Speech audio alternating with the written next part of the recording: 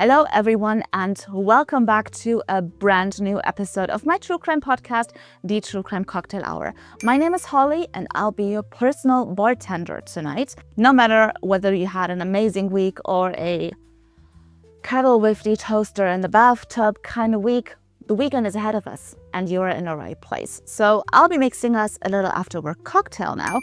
And while I do that, I will also tell you the story of a mysterious true crime case. For our case today, we're heading to beautiful Austria and we'll be talking about a mysterious murder in a ski resort and the silence of an entire village.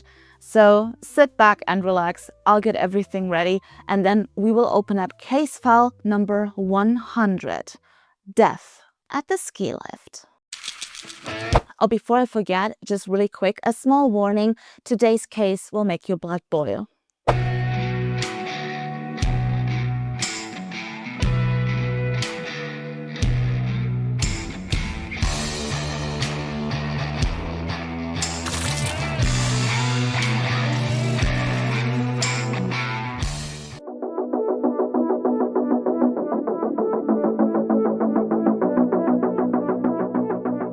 It is the 2nd of December 2005 when Marianne and Günther waved their son goodbye as he drove off. Now their son Raven Vollrath is 25 years old, he's unemployed and he's still living with his parents back in Ilmenau, a little village town in the center/east of Germany.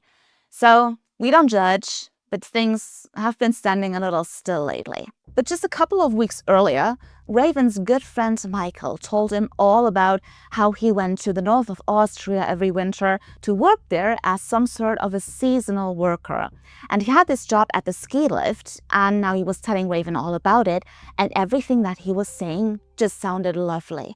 I mean, working in this winter wonderland paradise, snowboarding and skiing in the free time, free lodge, and great pay. So Raven was super thrilled and he was like, sign me up. So his friend Michael did in fact try to get him a job as a seasonal worker at the ski lift in Zöblen, which is where he worked, but there were no free positions anymore. But Raven was lucky. He found a job as a janitor at the so-called Sun Hotel, somewhat 80 miles away from the ski lift in Zöblen. And this is exactly where he set off to on the 2nd of December 2005. Now, his parents were obviously super excited and thrilled for their son, but they knew they were going to miss him. I mean, he was going to be away Christmas time and New Year's Eve and basically the entire winter. And this is why they talked on the phone every single day. The last time they heard from their son was on December the 22nd, when Raven told them over the phone that he was in Zöblen right now, snowboarding with his friend Michael. So his parents were wondering, like, don't you have to work today or tomorrow? To which Raven just said, no, today's my day off. And he said goodbye, talk to you tomorrow, and he hung up. But Raven did not call the next day, nor the day after. Now, at first, like, his parents weren't all too worried because they figured, well, he's probably just having an amazing time. But on the second day, without a sign of life from him, they started to get a little worried because the second day was Christmas Day, the 24th of December. So they tried again and again to reach him on his phone, but he wouldn't pick up. So eventually, Raven's mother called the Sun Hotel and she ended up talking to the boss of the hotel, a woman. And Raven's mother was like, I'm looking for my son Raven. Is he there? And if he is, can I speak to him? So the owner of this hotel, she was like, I'm sorry, but I haven't seen Raven in 2 days. Like 2 days ago on the 22nd, we had this little argument, you could say. So I basically just reminded him to shovel the snow out of the driveway just a little bit faster. And yes, maybe I just raised my voice a little bit. However, he suddenly got up, went to his room, packed all of his stuff, and just drove away. And I haven't seen him ever since. So that left his parents a little bit stunned because they figured, okay, it's not his day off. He quit his job and apparently he went to Michael's, to Zöblen. So Marianne and Günther, they waited 2 more days. And now it was the 26th of December. They hadn't heard anything from their son over the entire Christmas time. And this is when they had it. They felt something was off. And so they went to the police in Ilmenau to report their son missing. But you know how it is. Like, no one at this police station really took their concerns somewhat seriously. And this police officer was just like, ma'am, your son is 25 years old. He can do whatever he wants. He can go wherever he wants, and he doesn't have to justify it. So just because somebody won't answer his phone for 3 days, that's not a reason for us to get involved. But Marianne and Günther, they just knew that something was not right.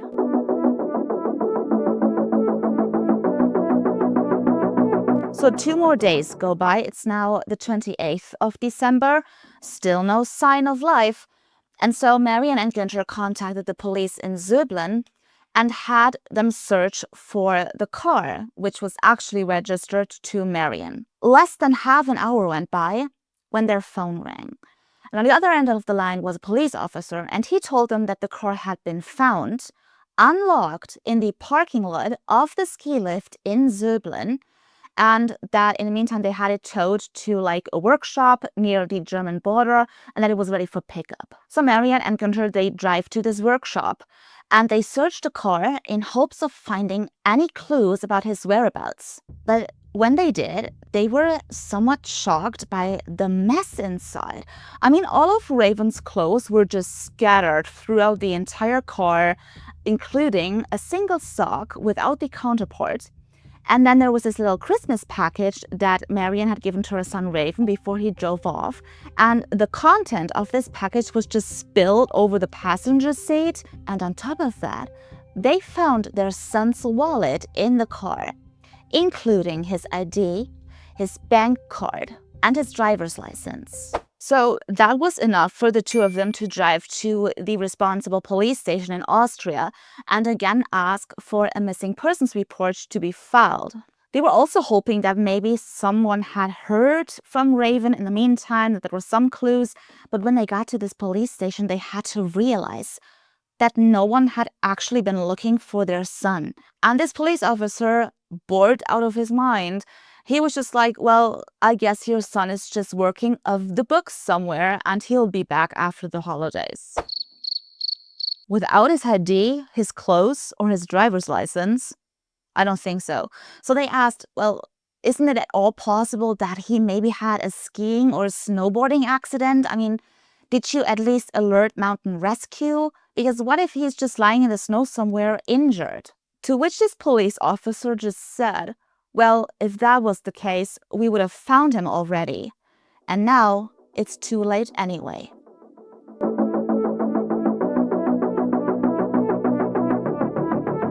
So Marianne and Günther, they drive to Zöblen, the place Raven had last been when they spoke to him on the phone, because they felt the answer is here, like something happened there. So what they wanted to do first was talk to everyone. Maybe someone had seen Raven. So they start off at an inn near the ski lift in Zöblen, and they end up talking to the innkeeper. And they showed the innkeeper a picture of Raven.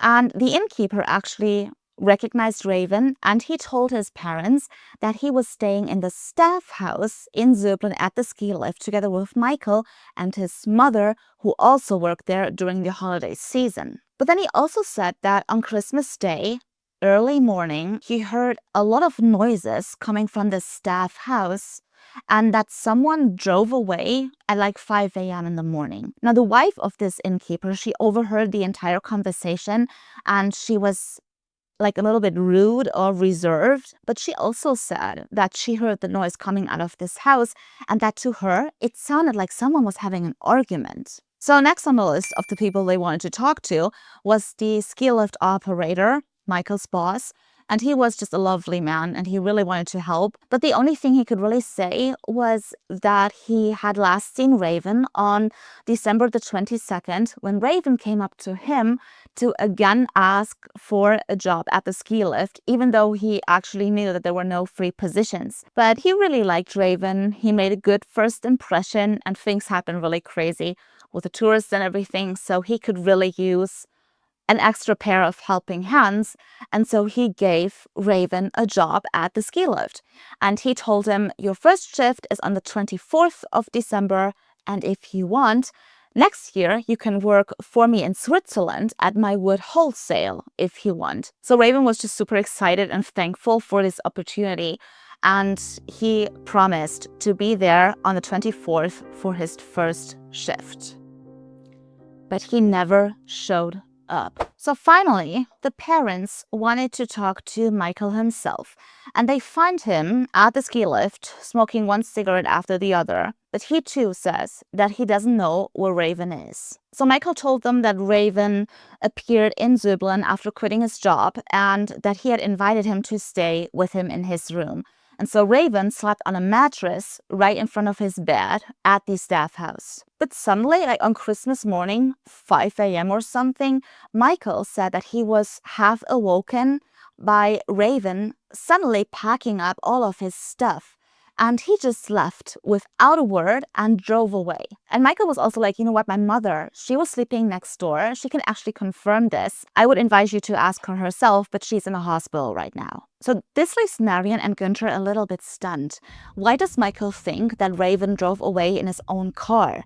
They found his car at the ski lift in Zöblen. So when they confronted Michael with all of this, Michael was like, oh yes, I forgot to mention that he met this woman at the Sun Hotel where he was working at, a Russian woman named Hannah or something. So I guess these two just wanted to meet and Hannah probably picked him up. That's why his car is still there. But you know, the thing is, Michael doesn't really seem to be worried about his friend Raven, that he was gone, you know, and he even let Raven's parents inside his room to search for clues about his whereabouts. But you know, aside from toiletries, Raven hadn't left anything behind. But like at the end of the day, that too was just strange.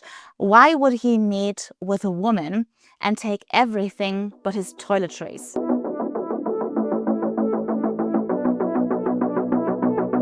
So over the days, the desperation was just growing in Marion and Günther. I mean, their son had now been missing for over a week, and apparently no one gives a fuck. Not the police, not even his close friend Michael. So when they drove back home on January the 2nd, 2006, they kind of felt like they were abandoning their son. But at home, they didn't sit idle. They again and again tried to persuade the German police to open up an investigation. They called Raven's friends in Germany. Maybe they had heard of him. And then one day, the phone rang. But every time Marion and Günther picked up the phone, no one answered. No one spoke. There was just this weird breathing, like someone was exhaling smoke from a cigarette. And then sometimes there were other noises, like someone putting a glass on a table. And then this person, whoever it was, just hung up. 5 times this happened, and then the phone call stopped.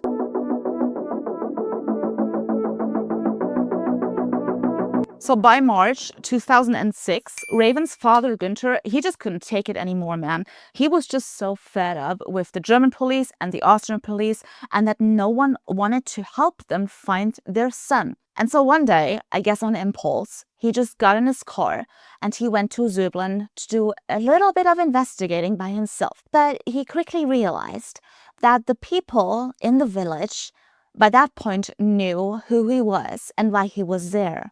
And he realized that they were not exactly welcoming anymore. For example, like these posters and notes he had made looking for witnesses, have you seen Raven fall rat and all of this stuff, and that he had attached to nearby trees and lampposts were all torn down the same day. Or like a cyclist passing by shouted at him to leave, saying they don't want him there.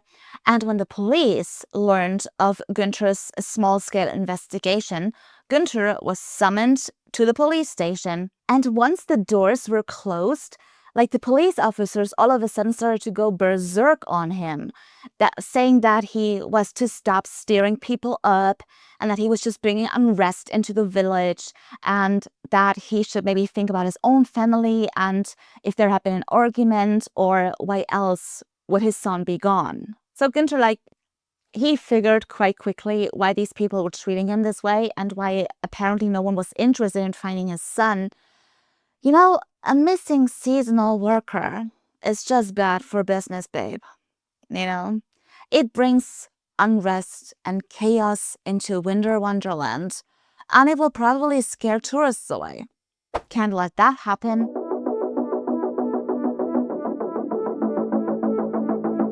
But then, on June the 12th, 2006, the phone rang at the Vollrath's house back in Ilmenau. And on the other end of the line was a police officer. And he told them that they found a body near a bridge in a dried out riverbed very close to the ski lift. So they believed that the remains were those of their son, Raven Vollrath, and that they now need a DNA sample from Marion and Günther to officially identify the victim as their son, Raven. So Raven's body was sent to Dr. John Wilkins, a very renowned and very well-known forensic pathologist in Austria. So in his report, Dr. John Wilkins described a 176 centimeter tall man, European, young male, heavily decomposed and partially missing due to decay, autolysis, and severe animal scavenging. No injuries that occurred during life could be identified. The cause of death could no longer be determined as the organs were missing, no signs of foul play. Blood alcohol level 0.8. Only like fragments of clothing remained, including an undershirt, long underpants, a gray Nike shirt, and a single sock. So Dr. John Wilkins had the clothing photographed and released for incineration. And the DNA analysis took a couple of weeks, but then ultimately the results came in and it confirmed that the body was that of 25-year-old Raven Vollrath.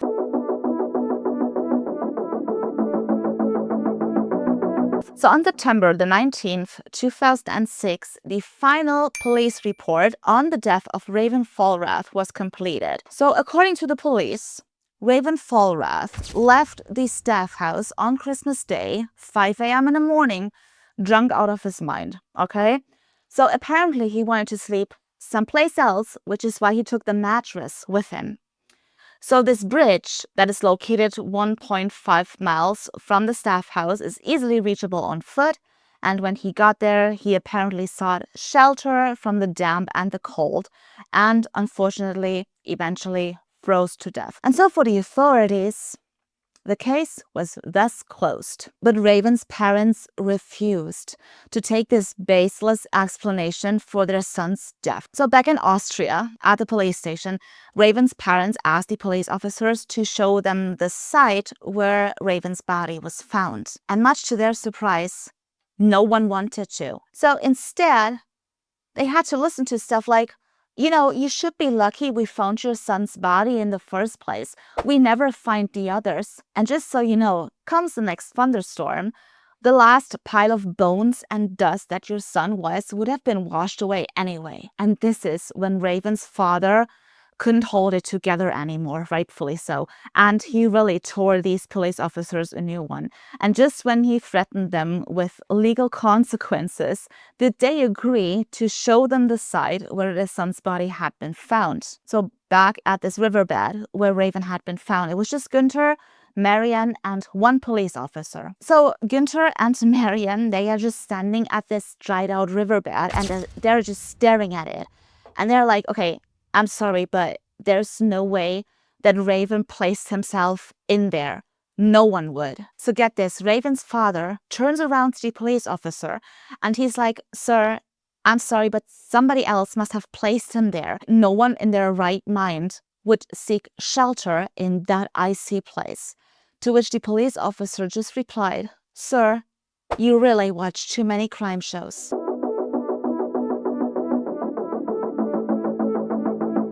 On a cold December day in the year 2006, attorney Christoph Rühlmann stepped outside of the courtroom in Nuremberg in the south of Germany and with a big smile on his face, faced the press because he had just won a long and relentless battle in court, a case about a stalking victim who sadly ultimately did not survive the obsession. Rühlmann over here had been the lawyer of the victim's father, who tirelessly had fought for the conviction of his daughter's murderer for years. So while the attorney was standing there and answering the reporter's questions, he noticed an older couple standing a couple of feet away from the press group, staring over to him, and they were looking a little bit lost. And they were also holding up a sign that read, quote unquote, "What happened to Raven Fallrath?" You see, Marian and Günther had learned about this attorney and his case a couple of weeks back in like a television report, and they figured, well, if anybody can help us now, it's that guy. So less than an hour later, Günther and Marian were sitting across from this attorney in the courthouse cafeteria, and they were handing him over the case files about their son's death. And this attorney just went quickly through it, and he was just so surprised and stunned that these case files were just so thin. And he was surprised about the little investigation that was done, and above all, the conclusions that had been drawn. So Christoph Rühlmann took on the case of Raven Fallrath and thus became the parents' first ally. But he should not be the only one. You see, in the weeks prior, Marian had written dozens of emails to newspaper editors where she talked about the poor investigation and the work of the police, and that no one actually was interested in finding out what happened to her son and all of that. And she just was hoping for at least one reply by one reporter. And she got exactly one reply. But this reporter turned out to be an angel in disguise, because it was the investigative reporter Zoran Dobric. Now let me tell you something about Zoran Dobric. If Zoran Dobric is onto you have a real problem on your hands, because he is known for never letting go and never giving up. He had been threatened with civil lawsuits a couple of times. It never intimidates him. He just keeps going. So from now on, it's the three of them, Zoran Dobric, Günther, and Marian. So together with Raven's parents, he appears before prosecutors and police officers, and he films everything. And in the little time they have left, the three of them continue their own investigation. For instance, there was this weird thing about Raven's gray Nike shirt, okay? So during the autopsy, the team around the medical examiner had found these two narrow holes in his t-shirt, both about like 1 centimeter long. And they had photographed this t-shirt and then just released it for incineration, because apparently no significance was attached to this finding. However, these holes looked very much like they stemmed from an attack with a knife. So Raven's parents again drove to Zöblen and confronted the medical examiner, Dr. John Wilkins, with their findings. And they asked him directly whether it was possible that the holes in his t-shirt stemmed from an attack with a knife. To which the forensic pathologist politely but very firmly said, no, we can rule that out completely. So meanwhile, the attorney Christoph Rühlmann took on the German Federal Criminal Police Office, demanding an official investigation. And he wrote, quote unquote, "The circumstances surrounding the disappearance of Raven Fallrath appear dubious. It cannot be explained why Raven was found wearing only one single sock. If we are to believe the hypothesis that he set out alone on a freezing night to lie down on a mattress in a riverbed." He also insisted that Michael's mother would finally be questioned, which, for inexplicable reasons, hadn't happened yet. I mean, she was also one of the last people to see Raven alive.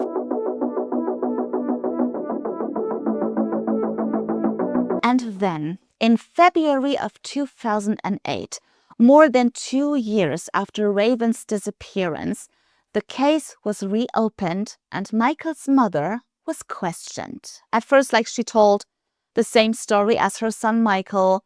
The three of them went out drinking the night before Christmas, then everybody went to bed, and the next day Raven was gone. However, the investigator questioning her, he soon realized that reasoning with her over all of this wouldn't really get him far, and he felt like that she was hiding something. And so eventually he just took a risk, and he confronted her with all of these weird circumstances surrounding his disappearance and his death. And he put a little bit more pressure on her to explain shit. And then it suddenly bursted out of her. Quote unquote, my son did it. He stabbed Raven to death. Turns out Michael was jealous of Raven because he got this opportunity to work at the wood wholesale in Switzerland the next year. And Michael was super pissed off at his boss, the ski lift operator, that he never gave him a chance like that, even though he had already been working for him for 2 years in a row. So on the day before Christmas, the three of them had been out drinking. And then when they got back to the lift house, the argument escalated between Michael and Raven. Now, Michael's mother, she claimed that she never saw the murder. She just know that she woke up in the middle of the night from noises coming from her son's room. So she got up to check, but she already was met by her son in the hallway, and her son was covered in blood, and he had a kitchen knife in his hand. And behind him was the lifeless body of Raven lying on this mattress. And she also confessed that even though she didn't witness the murder, she still helped her son get rid of the body. So they loaded him into the car along with the mattress and all of his belongings. And they wanted to drop him off a little bit farther, beyond the bridge, but they couldn't because Raven's car was pretty low on gas. So the trial against Michael for second-degree murder started on the 25th of September 2008. And right from the get-go, things were kind of difficult because this case was a circumstantial case. And the defendants team, they did one hell of a job. And they basically took the mother's testimony and tore it apart, trying to make her unreliable, saying over and over again that she was a drinker, that she had a history of suicide attempts, that she had this really bad relationship with her son, which, most of it is unfortunately true. So the prosecution's office realized that they needed evidence to support the mother's testimony that it really happened that way. So on the advice of a well-known forensic biologist, Raven's parents, along with their attorney, requested an exhumation of Raven's body and have it examined with a CT scan to maybe find any signs of stab wounds on the bones. So it took a little while, but eventually the results came in, and the result was the final nail in Michael's metaphorical coffin. Between the third and the fourth and the sixth and the seventh thoracic vertebrae, the CT scan revealed 2 1 centimeter long straight bone lesions consistent with injuries caused by a knife attack. The verdict was delivered 3 years after Raven's murder on December the 18th, 2008, and it was 8 years in youth detention. Michael, he served his time and he is now free again.